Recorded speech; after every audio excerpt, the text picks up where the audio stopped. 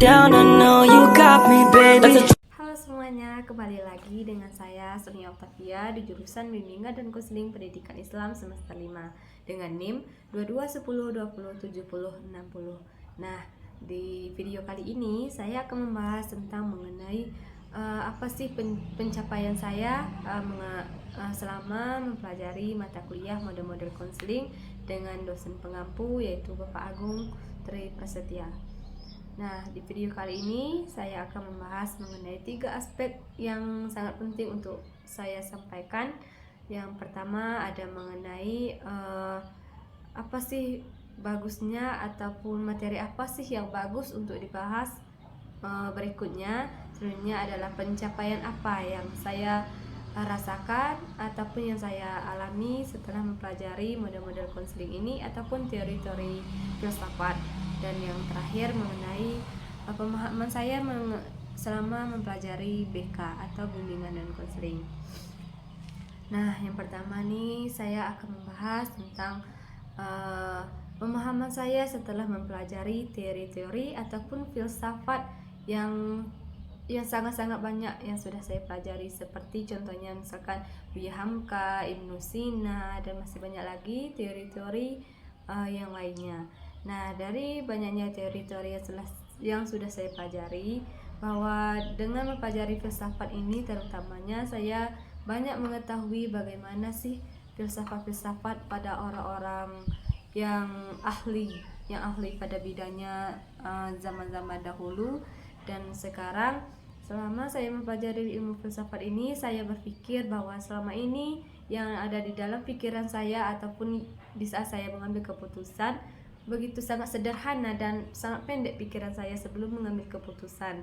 Nah, setelah saya mempelajari filsafat, saya begitu banyak tahu mengenai bahwa bagaimana sih cara kita hidup di dunia ini, bagaimana sih bagaimana tujuan hidup kita, tujuan hidup kita di dunia ini itu apa, dan masih banyak lagi pemahaman saya yang sangat tidak bisa saya jelaskan gitu kan. Nah, selanjutnya itu adalah pengetahuan setelah saya mempelajari sejarah. Nah, pas belajar ini saya berpikir nih bahwa sebelum saya belajar tentang teori ataupun filsafat ini, saya berpikir, wah, kok selama ini sih saya berpikir kok pikiran saya kosong gitu. Saya nggak terpikir ataupun berpikir sejauh ini bahwa kalau kita melakukan ini, bahwa ini akan terjadi. Kenapa saya nggak berpikir seperti itu dari dulu gitu. Nah, terkadang saya dibuat berpikir bagaimana mengimbang ataupun bagaimana cara kita meyakini bahwa kepercayaan kita itu adalah Allah Subhanahu wa Ta'ala ataupun Tuhan kita, dan juga kita harus bisa menyadari bahwa semua yang ada di atas dunia ini adalah titipan Allah Subhanahu wa Ta'ala. Semuanya akan dikembalikan kepada Allah Subhanahu wa Ta'ala suatu saat nanti. Nah, selanjutnya yang kedua, saya akan membahas mengenai untuk pelajaran yang bagus dilanjutkan ke depannya ataupun yang penting untuk kita bahas pertemuan selanjutnya misalkan, yaitu saya sangat tertarik mengenai Ibnu Sina terutamanya ya, karena di sana saya sangat paham gitu bahwa di situ menjelaskan seperti ada jiwa, ada roh, ada jasad, dan juga ada fisik.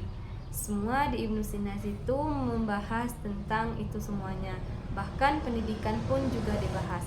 Nah, jadi menurut saya untuk pelajaran ataupun teori ataupun filsafat yang bagus untuk dibahas ke depannya, menurut saya adalah mengenai Ibnu Sina, karena saya mudah paham dan sangat mendapatkan pengetahuan dari beliau, dan saya sangat ingin tahu lebih dalam lagi mengenai bagaimana si Ibnu Sina ini mengenai seperti yang saya bilang mengenai tubuh kita misalnya. Saya sangat ingin lebih tahu lagi mengenai Ibnu Sina. Nah, yang terakhir yaitu mengenai BK.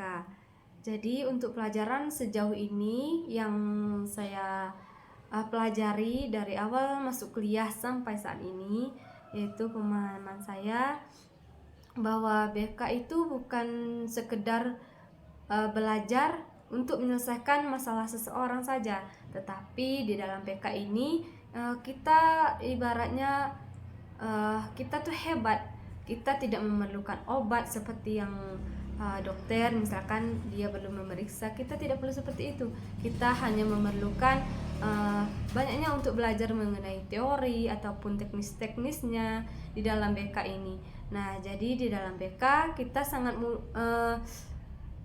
paham gitu bahwa di BK tidak hanya sekedar memecahkan masalah seseorang, tetapi kita juga harus mengetahui bagaimana sih cara kita memahami seseorang, bagaimana cara kita memikirkan jikalau kita di posisi orang itu bagaimana. Kita harus mengerti semua yang kita lihat dari orang lain gitu. Dan selanjutnya di dalam BK ini juga kita begitu hebat, ibaratnya kita begitu hebat dibandingkan dokter ataupun jenis kesehatan lainnya, karena kita tanpa kita menyentuh orang lain ataupun tanpa kita memeriksa orang lain, kita hanya melihat mukanya saja ataupun melihat orang tersebut, kita sudah tahu bahwa orang tersebut misalnya seperti orang ini memiliki masalah nih, sepertinya orang ini memiliki kesulitan nih.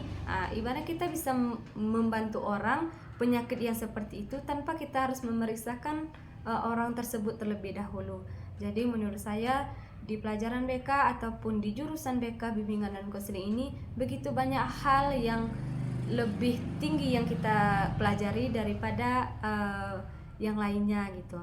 Mungkin cukup sekian yang dapat saya jelaskan ataupun yang bisa saya pahami selama belajar di mata kuliah model-model konseling ini, baik itu tentang teori ataupun filsafat ataupun yang lainnya. Nah, apabila terdapat tutur kata saya yang kurang berkenan, saya ucapkan ribuan terima kasih.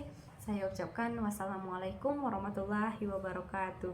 Sampai bertemu lagi di video selanjutnya. Dah.